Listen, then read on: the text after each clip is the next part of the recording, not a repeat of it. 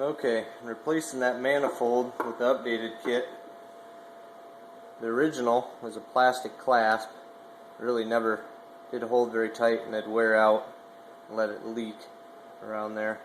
Basically, get that unclasped, peel it away from the impulse, just kind of work its way out, and that'll pop out of there.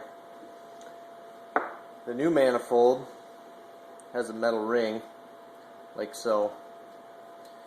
You can just set that over top of there, and then you just clamp it.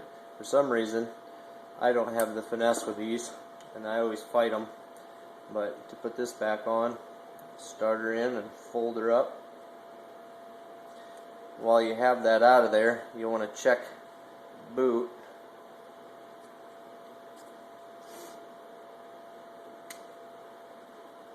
For cracks or wear or holes or anything right in this area. Now you can take it all the way apart and inspect it. You got your new ring. Slides over like so, and on your cylinder, make sure you index your impulse fitting. You're set in there. Way you can tell if it's seated properly is the boot will go straight up to the cylinder, and you won't feel a gap in there. You want to make sure that's all nice and tight in there. And then what you got to do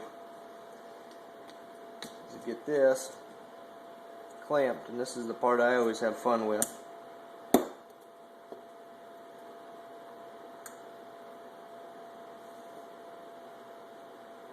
For some reason or another,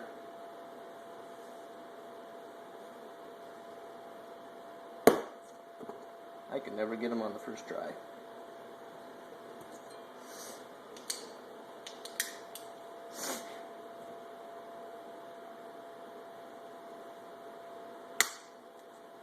And hold on. There we go. Beautiful. You have it seated properly. There won't be a gap anywhere in there. And your new ring, nice and tight.